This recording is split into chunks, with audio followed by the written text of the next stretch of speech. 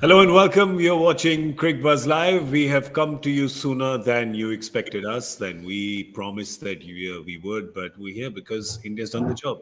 They have bowled out Scotland for 85 in the 18th over. That's right. 14 deliveries still to go, but Scotland didn't have no batters left. That's right. It's all gone. And it's very rare that there's no batter left in Scotland because they deep fry everything there. But that's for another day. Right now, you're watching Cricbuzz Live. I'm Gaurav Kapur. With me, Dinesh Karthik and Zaheer Khan. DK, today, the Scottish batters were dipped in batter by the Indian bowlers and deep fried. Yeah, they kept their innings very short, like our initials. Very, very small innings. It's good to watch. I think I had to come back much earlier. It's good. I think the Indian bowlers showed how good they are. And obviously, playing spin is not their strength, but it's good to see the fast bowlers bowl so well as well. Shami towards then coming up and mopping up the tail in a pretty simple manner, kept it very, very simple. Yorkers to the fore and, kept at it very consistently. It was a good, very good and a solid bowling performance yet again by a proper Indian team.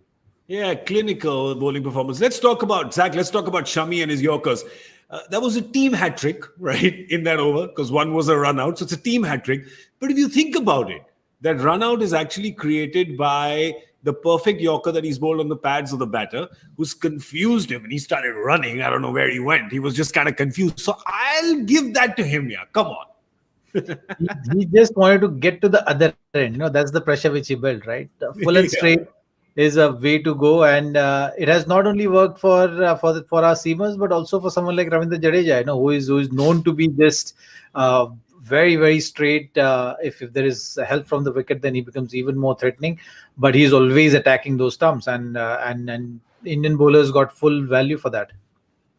Yeah, let's have a look at what the bowlers did, because it really was their story. We'll get to the Scotland batters in just a second.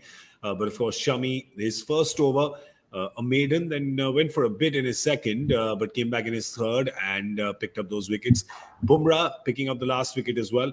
Ravindra Jadeja there. Jadeja, brilliant 4 overs, 15, 3 wickets for him. Shami, as I said, 3 wickets for him. Ashwin got 1. Varun Chakravarti kind of being played out safely by Scotland. And Jasprit Bumrah there with 2 wickets as well, and just the 10 runs given. It really was kind of, the Indian bowling was all over Scotland. They were all over them like a rash. But with Scotland, did you see anything? I mean, and DK, we saw, Lisk in, kind of trying to launch this counter attack. He scored 21 of 12. Besides that, I don't think they really got much resistance, because Munzi is kind of flattered to deceive again, hasn't he?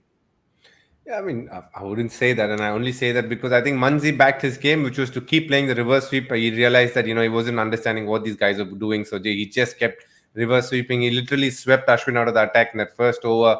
And Scotland, as a batting unit, looks like, they had thought about it in Scotland itself, that they should only come out sweeping, and that's the only shot they played to the spinners. Right from the outset, they kept sweeping. They got out to it, but they still kept sweeping. They got the runs also with it, but not enough runs. So you could see that, they're a team which obviously is a better player of fast bowling. You could see Leask, obviously a couple of shots that he did play to Shami, the hook and the straight drive are good shots. But when it comes to spin, they still have a long, long, long way to go in terms of playing it out well. We've seen it time and again in this tournament. Afghanistan dominated them. Namibia put pressure on them with a little bit of spin as well. So, if there is one area that they really need to work, if they want to compete against the better teams, it's playing spin well. Yeah, but I mean, how are they going to do it, right? I mean, it's not like they have access to the best in terms of training. Zach, I do have an idea, actually. Their former teammate is now coach of Indian cricket. Maybe he can help them out a little bit. How's that? Rahul Dravid. Yeah, Rahul Dravid's played a game for Scotland. Played one game for Scotland. So former teammate of theirs can probably say, all right, listen, we've got a lot of spinners. We'll send a few over for a bit holiday. Which game was that? I don't know which one it was, though. We'll have to... You don't ask Joy kind of questions here. We can't give you days and dates and stuff. Because I missed that one. Yeah, but look, I think for teams, associate nations, team qualifying and playing Super 12 is something which is great for their cricket.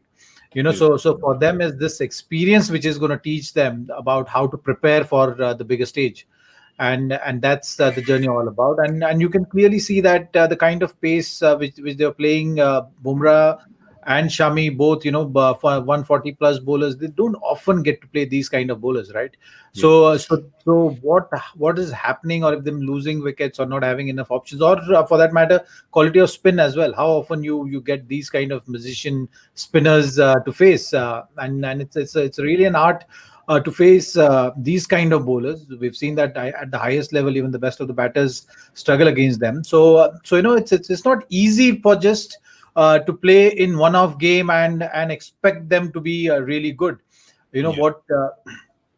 They tried their best. They came up with the options, like how DK was saying. Sweeping is the easiest thing when you don't know which way the ball is going to turn, and that's something which they tried. And from the experience of the Super 12, it's going to help them prepare better. It's just about qualifying consistently. So that's the journey they're Yep. on, qualifying consistently, then making a game out of it, like how Vize was talking about Namibia, like, believing in that you can cause an upset. How you approach the game, what kind of temperament you have, what kind of attitude you bring, and how quickly you learn. I think, these are the parameters which they look at. And not easy playing against a quality side like India at any stage. Yeah, and especially when the bowlers get it so right, and today they were just getting it so right. It was just really kind of uphill for Scotland today, and couldn't do it. It was 85 is all they managed to get. Now, India, here's the story for India. India needs to get this total in 7.1 overs if they want to go past Afghanistan in net run rate. As DK told you in the show before the game began, it's not going to matter as much, but in case it does, it's going to play on their mind, and they're going to go, okay, listen, we're going to go for it. They're going to go for it, aren't they, DK? They can get this done. They can get 86 and 7.1. They can at least make a solid go at it. Oh, 100%. They'll try their best. I think there's a great chance they'll get it in 7 overs. Even if they don't, it doesn't matter. Against Namibia, I'm pretty sure it'll be something very similar, if not exactly the same. So the run rate is not going to be a problem for India. The net run rate is the least of the worries. What they need to hope is Afghanistan bring their A game to the table day after tomorrow and somehow try, not day after, in fact, it's tomorrow, I think, and try and find a way to get past New Zealand. Can they? Well, hang on. India's got to get past Scotland first. And then, of course, when we come back at the end, we'll talk about all those scenarios. We, of course, got our predictions woefully wrong. I did get one prediction right when we came back in the com box, where I said that Scotland may not get to 100, but that doesn't count because the com box ones don't count on Cricbuzz Live. Correct? Those are the rules. Those are the rules. That's fine. So we're just going to go now again for what India will get in the power play. I am saying 64. Come on. Here is the gauntlet. I'm throwing it down. It's funny, GK. Usually, you are the one who wait for others to say, and then, like, Now I'm jumping in.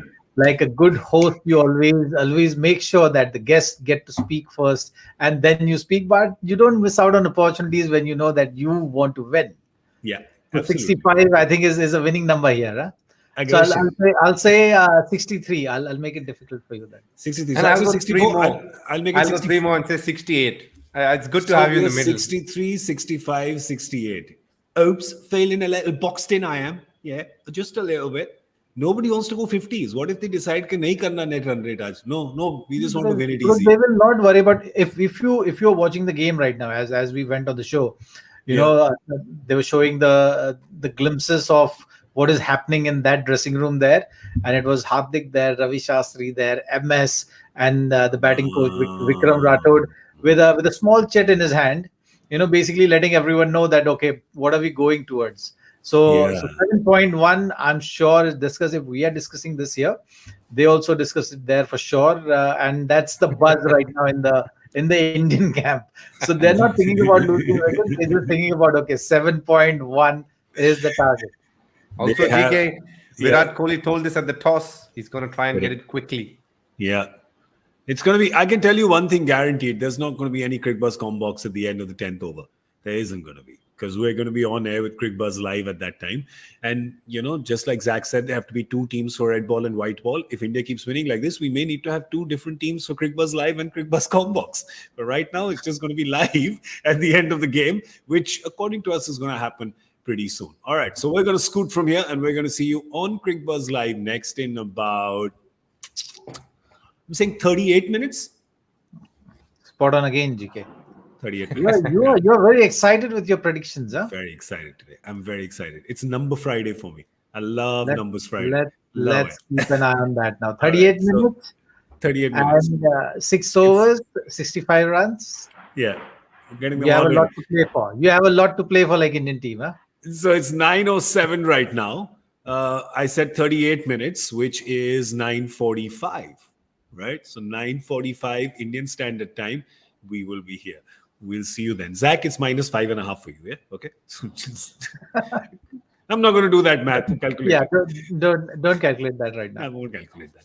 Excellent. So from DK, GK, and ZK, it is bye right now, and we will see you on Cricbuzz Live in 38 minutes. See you then.